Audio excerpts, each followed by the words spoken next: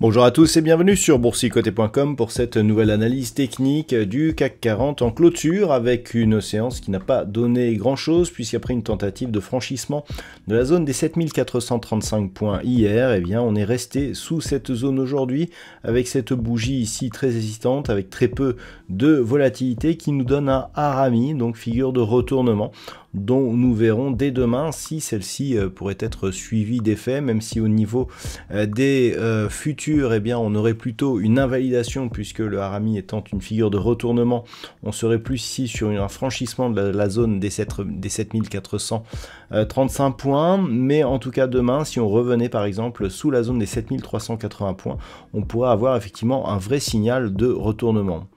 Au niveau des indicateurs techniques, c'est très partagé. On a ici les histogrammes du MACD qui repartent sur une légère dynamique haussière, le RSI qui reste en zone de surachat et une baisse des volumes sur cette séance baissière, ce qui va plutôt dans le sens d'une poursuite de la dynamique haussière. Donc on le voit, pour l'instant, on ne change rien par rapport, je dirais, à la configuration précédente. Au niveau du palmarès des valeurs, eh bien, nous avons donc Edenred qui gagne 1,23%, Eurofins Scientifique 0,84%.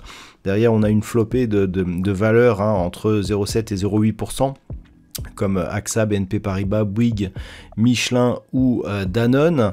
Derrière, donc au niveau des plus fortes baisses, on trouve Téléperformance, moins 2,56%, Unibail Rodamco Westfield, moins 1,70%, ST Microelectronics, moins 1,58%, Sanofi et Renault sont sur des pertes légèrement supérieures à 1%. Donc on le voit, un marché donc légèrement orienté à la baisse, puisque en clôture de cette séance, le CAC 40 donc se situe à 7428,52 et perd 0,10% par rapport à la clôture de la séance précédente.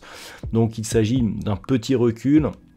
Donc ce harami qui sera à surveiller demain. Je rappelle que sur l'ouverture de la bougie d'hier, on avait eu un gap haussier initial qui avait été comblé.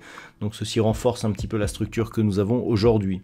Si on parvient à repasser au-delà de la zone des 7435 points et à casser le plus haut significatif de cette bougie qui se situe à 7455 points, on invalidera cette configuration de retournement. Le harami est une figure de retournement relativement faible, qui n'a qu'un faible pourcentage de réussite. Donc on peut très bien avoir ici une reprise du mouvement et viser donc dans le suivi ces zones des 7500 et 7577 points.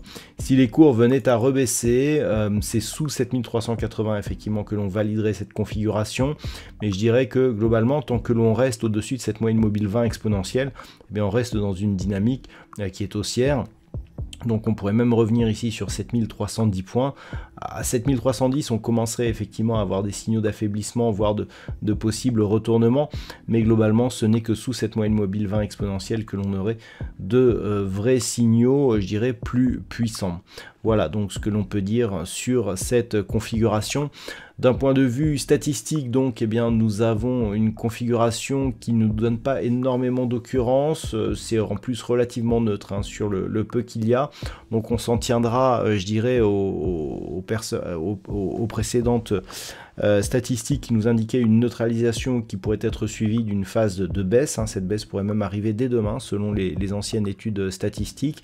Je vous rappelle que demain, c'est le jour du chômage américain, c'est le jour mensuel, donc le NFP.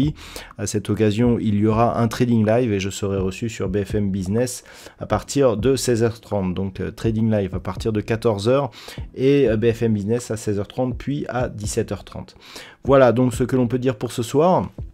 Je vous souhaite de passer une bonne soirée, donc on se retrouve dès demain pour d'autres analyses techniques, toujours sur le site boursicoté.com.